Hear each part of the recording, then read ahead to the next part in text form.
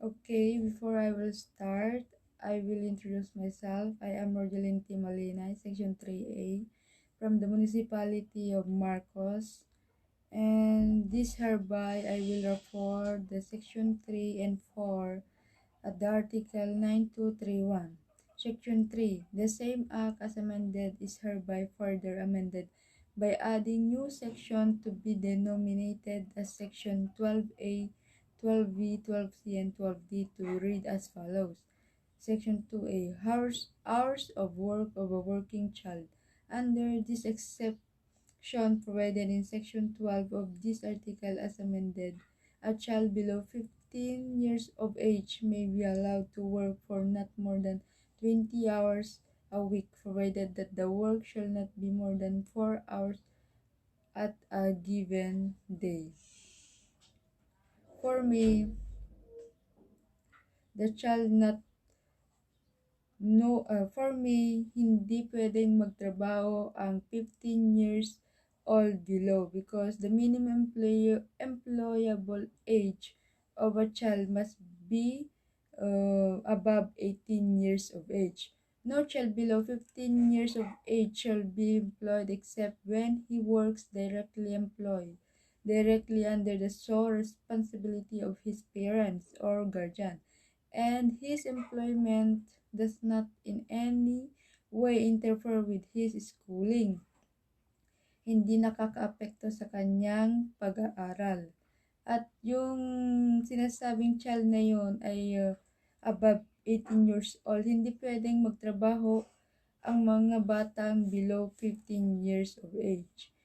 The second one, a child 15 years of age but below 18 shall not be allowed to work for more than 8 hours a day and in no case beyond 40 hours a week. No child below 15 years of age shall be allowed to work between 8 o'clock in the evening and 6 o'clock in the morning of the following day, and no child 15 years of age but below 18 shall be allowed to work between 10 o'clock in the evening and 6 o'clock in the morning of the following day. Section 12B.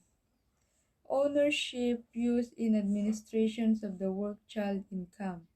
The wages, salaries, earnings, and other income of the working child shall belong to him or her in ownership and shall be set aside formally for his or her support, education, or skills acquisitions, and secondarily to the collective needs of the family, provided that not more than 20% of the child income may be used for the collective needs of the family.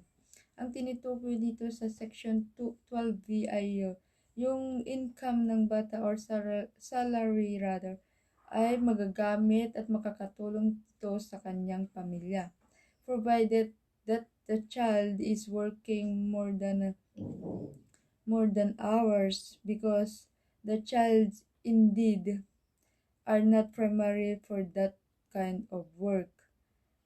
20% ang kanyang maitutulong sa kanyang pamilya upang ito'y matustusan sa pangangailangan at mga gastusin para sa kanilang kabuhayan, at ito ay nagtataguyod para makamtan ng bata ang kanyang minimithi, kung bagahin siya ay nagtatrabaho para sa kanyang mga magulang. The income of the working child and or the property acquired through the working of the child shall be administered by both parents in the absence or incapacity of either the parents. The other parent shall administer the same in case both parents are absent or incapacitated. The order of reference or parental authority as provided for under the family code shall apply. Kailangan yung parents ay may parental advice, parental guide to that kind of children under 15 years of age. Kumbaga, kailangan pa rin ng patnubay ng magulang. Kailangan ng approval para ito ay makapagtrabaho ng matiwasay at mabuti sa kanyang trabaho, di ba? Kailangan ng administered by both parents. Kailangan ng patnubay sa parte ng kanyang mga magulang, ang kanyang tatay, nanay at iba pang mga kasapi ng pamilya. Section 12C. Trust fund to preserve part of the working child income. The parent or legal guardian of a working child below 18 years of age shall set up a trust fund or for at least 30% of the earnings of the child whose wages and salaries from work and other income amount to at least 200,000 pesos annually, for which he or she shall render a semi-annual accounting of the funds to the Department of the Labor and Employment in compliance with the provisions of the Act. The child shall be full control over the trust funds upon reaching the age of majority. Kailangan daw yung bata ay may trust fund para siya ay makapagtrabaho ng matiwasay. Kumbaga, yung fund na yun is consisting of assets belonging to the trust, held by the trustees for the beneficiaries. Kumbaga, ito ay mga designs to hold and manage asset on someone else's behalf with the help of neutral third party. Trust funds include a grantor, beneficiary, and trustee. The grantor of a trust fund can set terms for the way assets are to be held, gathered, or distributed. Kumbaga, yung trust fund na yun ay magagamit, mapagkakatiwalaan. Kailangan mong yung income ng bata ay hindi magasta kung saan-saan. Ito ay magagamit niya pag laki niya. Magagamit niya ito pag nakarating na siya sa edad na 18 years of age. Kumbaga, ipagkakatiwala ng bata ang kanyang mga income or responsibility to her guardians to have more income, more majority for her trust funds. Section 4. Section 13 of the same Act is hereby amended to read as follows.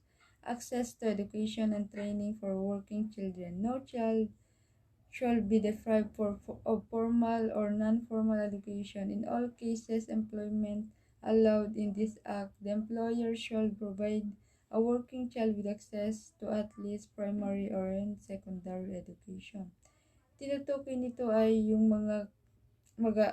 mga working student daw ay nasa primary and secondary education. But for me, for what I know, mali na magtrabaho ang nasa primary and secondary education.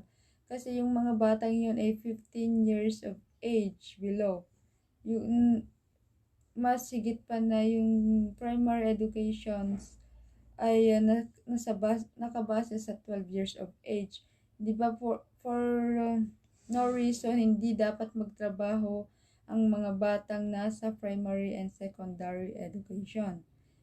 Letter B. To ensure and guarantee the access of the working child to education and training, the Department of Education DepEd shall promulgate and implement relevant and effective course designs and educational programs, conduct the necessary training for the implementation of the appropriate curriculum for the purpose, ensure that the availability of the needed education facilities and materials, and conduct continuing research and development program for the necessary and relevant alternative education for the working child.